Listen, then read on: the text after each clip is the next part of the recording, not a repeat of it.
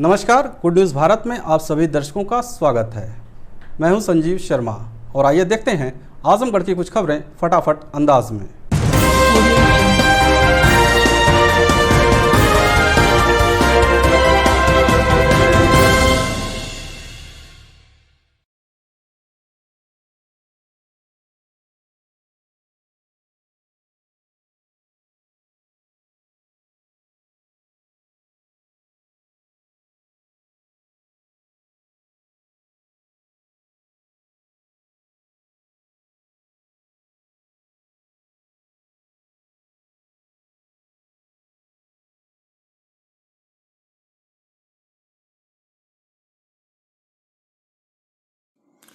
आजमगढ़ जिले में 24 अक्टूबर को आई जांच रिपोर्ट में 8 नए कोरोना पॉजिटिव मरीज मिले हैं। CMO doctor A K. मिश्रा ने इसकी पुष्टि की। मुख्य चिकित्सा अधिकारी डॉक्टर ए.के. मिश्रा ने बताया कि पूर्व में भेजे गए सैंपल में 8 व्यक्तियों की जांच रिपोर्ट पॉजिटिव प्राप्त हुई है, जिसमें एंटीजन किट के 4, RT-PCR के 2 और ट्रू नॉट मशीन के 2 केस हैं। मुख्य चिकित्सा अधिकारी डॉक्टर ए.के. मिश्रा ने बताया कि अब तक कुल 5,275 कोरोना पॉजिटिव मरीज पाए गए हैं। वर्तमान समय में 292 एक्टिव केस हैं। 4,899 मरीज स्वस्थ होकर डिस्चार्ज हो चुके हैं तथा 84 मरीज की मृत्यु हो चुकी है। आजमगढ़ शहर के बड़ा गणेश मंदिर पर बाबा विश्वनाथ सेवा समिति ने कन्या पूजन कर 51 कन्याओं को कराया भोजन। डांडिया का किया आयोजन। बता दें कि शक्ति की देवी मां दुर्गा के नवरात्र पर्व पर बाबा विश्वनाथ सेवा समिति द्वारा नवरात्र उत्सव डांडिया नृत्य का आयोजन किया गया।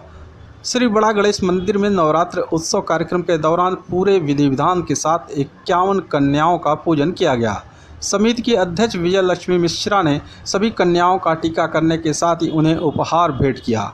बता दें कि नवरात्र पर्व के अंतिम दिन कन्या पूजन का सदियों से विधान चला आ रहा है। इसी कड़ी में बाबा विश्वनाथ सेवा समिति ने यह कार्यक्रम रखा।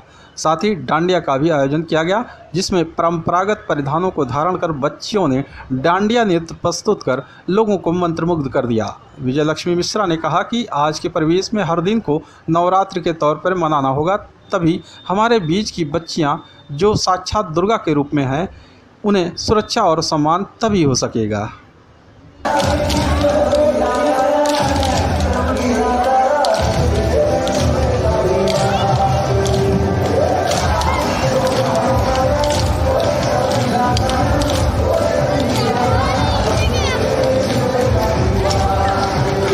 ये नवरात्र चल रहा है, शारदीय नवरात्र, और इस नवरात्र में कन्या पूजन का विधान है सप्तमी अष्टमी तिथि में। तो हमने अभी 23 तारीख को सप्तमी तिथि, सप्तमी अष्टमी दोनों तिथि थी, उसको मिला करके हमने कन्याओं का पूजन किया और उसमें हमने कुछ बड़ी संख्या में कन्याओं का पूजन किया। नॉर्मली ऐसे लोग 9 कन्या का पूजन अपने घरों में करते हैं। हमने एक बड़ा गणेश मंदिर में महंत जी के सौजन्य से भी, उनके सहयोग से, और 51 कन्याओं का पूजन किया और उन्हें पूजन किया, उनको प्रसाद ग्रहण किया। उन्होंने उनको जो भी मुझसे बन पड़ा, मैंने उनको एक उपहार स्वरूप उनका आंचल, सर पे आंचल किया, उन्हें गिफ्ट दिया। और उसके बाद उपरांत बच्चियों का एक इच्छा थी, इतनी सारी बच्चियां थीं तो उनका एक डांडिया करने का मन हुआ, तो एक छोटा सा डांडिया का प्रोग्राम भी किया उसमें, और बहुत ही शानदार छोटे में ही रखा। कोविड-19 को देखते हुए हमने थोड़ा सा प्रोग्राम को छोटे में रखा, लेकिन उस छोटे प्रोग्राम में भी बहुत ही शानदार, बहुत ही अच्छा प्रोग्राम हुआ हमारा।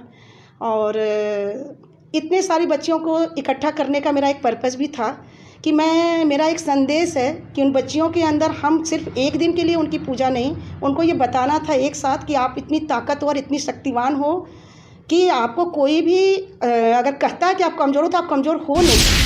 आजमगढ़ जिले से बिहार के बीच जल्द शुरू होगा अंतर्राज्यीय बस सेवा। तैयारियों में जुटा रोडवेज प्रशासन। बता दें कि आजमगढ़ जिले से सफ़र करने वाले यात्रियों के लिए अच्छी खबर है। यूपी रोडवेज और बिहार परिवहन मिलकर दोनों राज्यों के बीच बसें चलाने जा रहा है।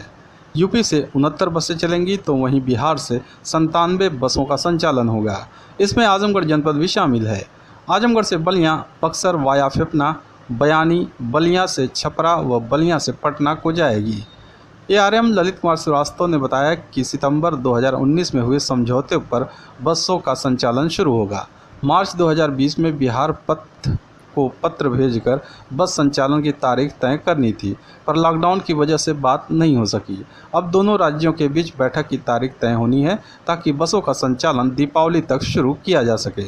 लंबे इंतजार के बाद यूपी और बिहार के बीच अंतर्राज्यीय बस सेवा शुरू होगी।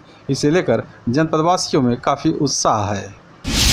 आजमगढ़ जिले में दशहरा पर्व कोविड-19 के गाइडलाइन का पालन करते हुए पुलिस की कड़ी निगरानी में मनाया जाएगा। एसपी ने दी जानकारी। पुलिस अधीक्षक सुधीर कुमार सिंह ने बताया कि 25 अक्टूबर को आयोजित दशहरा के त्यौहार पर पुलिस बल के साथ ही पीएससी के जवानों की जगह जगह तैनाती कर दी गई है। मेला एरिया को जोन और सेक्टरों में बांटकर पुलिस के साथ ही महिला आरक्षी, होमगार्ड्स के जवानों की ड्यूटी लगाई गई है। भीड़ को नियंत्रित करने के लिए रूट डाइवर्जन के साथ ही सभी पुलिस अधिकारी सरकार द्वारा जारी कोविड-19 के नियमों का पालन कराते हुए त्यौहार को सकुशल संपन्न कराएंगे। सभी को निर्देश दिए गए हैं कि अराजक तत्वों के खिलाफ सख्त कार्रवाई करें। त्यौहार के माहौल को खराब करने वालों के खिलाफ कड़ी कार्रवाई के निर्देश दिए गए हैं।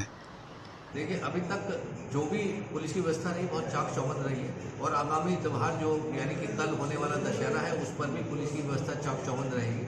हमें 2 कंपनी से ऊपर पीएचसी मिली हुई है, हमारे पास होमगार्ड्स हैं और पुलिस ऑफिस और जितने भी ऑफिसेज हैं, चाहे वो अभियोजन कार्यालय हो, चाहे पुलिस लाइन्स हो, सबकी ड्यूटी लगाई गई है। सेक्टर बांटे गए हैं, जोन्स बांटे गए हैं, उनमें ड्यूटी लगाई गई है और बहुत चाक चौबंद व्यवस्था रहेगी और कहीं कोई ढिलाई नहीं बरती जाएगी। कोविड के जो नियम हैं उनका पालन कराया जाएगा।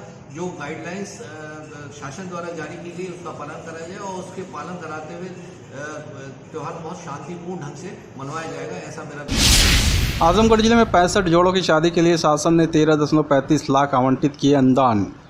एडीएम प्रशासन नरेंद्र सिंह ने बताया कि मुख्यमंत्री सामूहिक विवाह की अनुसरण समिति एवं गरीबी रेखा से नीचे जीवन यापन करने वाले अनुसूचित जाति, जनजाति, सामान्य, पिछड़ा व अल्पसंख्यक वर्ग के गरीब व्यक्तियों की पुत्रियों की शादी अनुदान वित्तीय वर्ष 2020-21 में जिले का लक्ष्य शासन ने 65 निर्धारित किया है।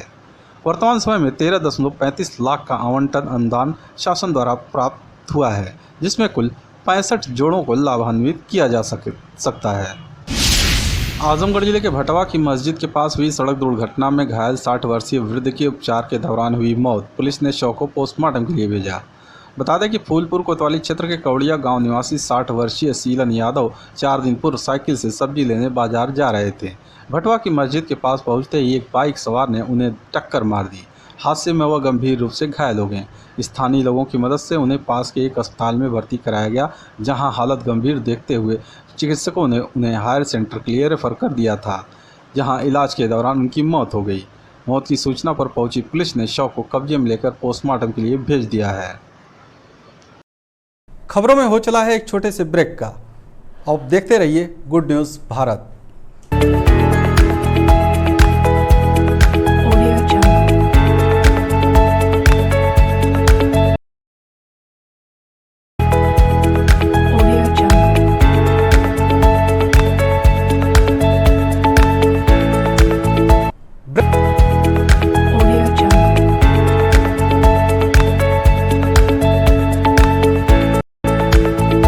ब्रेक के बाद एक बार फिर से आपका स्वागत है और आइए देखते हैं आजमगढ़ की कुछ खबरें फटाफट अंदाज में।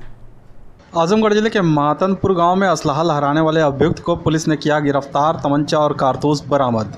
पुलिस अधीक्षक कार्यालय में आयोजित प्रेस वार्ता के दौरान एसपी सुधीर कुमार सिंह ने बताया कि बीते दिनों कंदरापुर थाना क्षेत्र के मातनपुर गांव में मोनू यादव नामक युवक का असलाहा लहराते हुए वीडियो वायरल हुआ था, जिसकी तलाश में पुलिस जुटी हुई थी कि इसी बीच पुलिस को मुखबिर से सूचना मिली कि असलाहा लहराने वाला युवक भंवरनाथ चौराहे पर खड़ा है।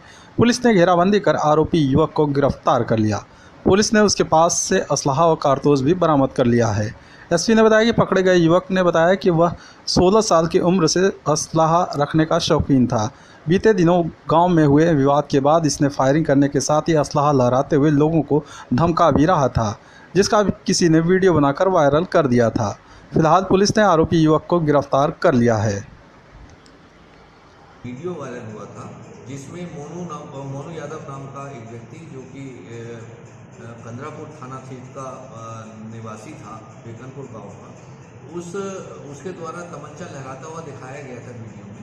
पुलिस द्वारा तत्काल उसमें मुकदमा पंजीकृत किया गया और इसके घर दबिश दी गई और ये घर से फरार था। इसकी गिरफ्तारी हुई है। जो तमंचा जिससे इसने फायर किया था, जो लहराया था, वो तमंचा बरामद हो गया है और अभियुक्त की गिरफ्तारी की गई है। इसमें मेन बात यह है कि पूछताछ में इसके द्वारा बताया गया कि ये 16 साल की उम्र से तमंचा रखता था, लेकिन अभी तक कभी इसका तमंचा पकड़ा नहीं है। आजमगढ़ पुलिस अधीक्षक सुधीर कुमार सिंह ने सभी जनपद वासियों को नवरात्रि व दशहरे के अवसर पर शुभकामनाएं दी हैं। एसपी सुधीर कुमार सिंह ने जिले के लोगों को शुभकामनाएं देते हुए कहा कि इस समय प्रदेश सरकार ने मिशन शक्ति अभियान की शुरुआत की है। नवरात्र में भी माँ दुर्गा माँ शक्ति के रूप में पूजी जाती हैं और दशहरा पर्व भी दुष्टों के संहार के लिए जाना जाता है। उन्होंने कहा कि वे कामना करते हैं कि इस दशहरे में भी दुष्टों का संहार और जनपद में अमन, चैन और शांति का माहौल बना रहे। का पावन त्यौहार चल रहा है और इसी दौरान अभी माननीय मुख्यमंत्री जी द्वारा मिशन शक्ति का शुभारंभ भी किया गया था। देवी दुर्गा जो शक्ति की प्रतीक है, महिलाओं को भी शक्ति प्रदान की गई है। उनकी सुरक्षा सम्मान के लिए ये मिशन शक्ति कार्यक्रम चलाया गया था। अब कल दशहरा है और नवरात्रि का भी समापन है और दशहरा कल है। इस अवसरों में समस्त जनपद वासियों को अपने पुलिस विभाग की तरफ से शुभकामनाएं देता हूँ और उम्मीद करता हूँ कि ये जो भगवान राम ने जो दुष्टों का संहार किया था, इस दशहरा पर इस रूप में देवी दुर्गा उनका संहार करे और इस जनपद में शांति और सुरक्षा व्यवस्था जो है कायम। आजमगढ़ जिले के कोलपांडे मोहल्ले में अखिल भारतीय चौहान महासभा ने मासिक बैठक के दौरान पत्रकारों को अंग वस्त्र देकर किया सम्मानित। इस दौरान अखिल भारतीय चौहान महासभा के जिलाध्यक्ष अनिल चौहान ने कहा कि दशहरे के शुभ अवसर पर जो मीडिया चौहान महासभा की मांगों को प्रशासन व सरकार तक पहुंचाने का काम करते हैं, ऐसे योद्धाओं का सम्मान करते हुए एक बार फिर से शासन व प्रशासन से मांग करते हैं कि बहुप्रतीक्षित चौहान महासभा की जो मांग है कि जुनैनगंज चौराहे पर महाराजा पृथ्वीराज चौहान की मूर्ति को स्थापित किया जाए, उसे वहां पर जल्द से जल्द स्थापित करने में सहयोग प्रदान करें। अखिल भारतीय चौहान महासभा मीडिया सम्मान समारोह रखा गया था और हमारा एक ही मुद्दा है जो सरकार से निवेदन है कि हमारी बातों को सुने। सम्राट पृथ्वीराज चौहान जी की मूर्ति चौराहे पर लगवाने का। टिकरगाड़ लालगंज में नमो सेना ने नेताजी सुभाष चंद्र बोस द्वारा गठित आज़ाद हिंद फौज का मनाया 77वां स्थापना दिवस। लालगंज के टिकरगाड़ में नमो सेना ने नेताजी सुभाष चंद्र बोस द्वारा गठित आज़ाद हिंद फौज का 77वां स्थापना दिवस मनाया। नमो सेना के प्रदेश महामंत्री अजीत प्रताप सिंह एवं प्रदेश मंत्री हरीश चंद्र सिंह राजा साहब की अध्यक्षता में आयोजित इस कार्यक्रम में वक्ताओं ने कहा, 21 अक्टूबर 1943 को सिंगापुर में नेताजी सुभाष चंद्र बोस ने आज़ाद हिंद फौज के सर्वोच्च सेनापति की हैसियत से स्वतंत्र भारत की अस्थायी सरकार का गठन किया था, जिसे जापान ने 23 अक्टूबर 1943 को मान्यता दी थी। नेताजी सुभाष चंद्र बोस को इस सरकार का प्रथम प्रधानमंत्री भी कहा जाता है। हरिश्चंद्र सिंह ने कहा, अंग्रेजों द्वारा गुलामी की बेड़ियों में जकड़े भारत माँ के सच्चे सपूत के तौर पर नेताजी सुभाष चंद्र बोस को दर्जा हासिल है, जिनको कभी भी भुलाया नहीं जा सकता। इस अवसर पर ग्राम प्रधान अरविंद सिंह, सलामत शेख, राजू शेख, विजय तिवारी, प्रिंस तिवारी, रामाश्रय यादव, सिंधु चंद्रभूषण, अशोक सोनी, दुर्गेश कुमार, चंद्रमणि यादव, संतोष कुमार सिंह, अखिलेश राय, जिला महामंत्री आजमगढ़ मौजूद रहे। मैं घरभरन चौहान उर्फ जेसीबी ग्राम चकलालधर के सभी ग्रामवासियों को दशहरा एवं दीपावली, डाला छठ की हार्दिक शुभकामनाएं देता हूं। सबके घर में सुख समृद्धि आए, यही घरभरन चौहान की हार्दिक शुभकामनाएं हैं।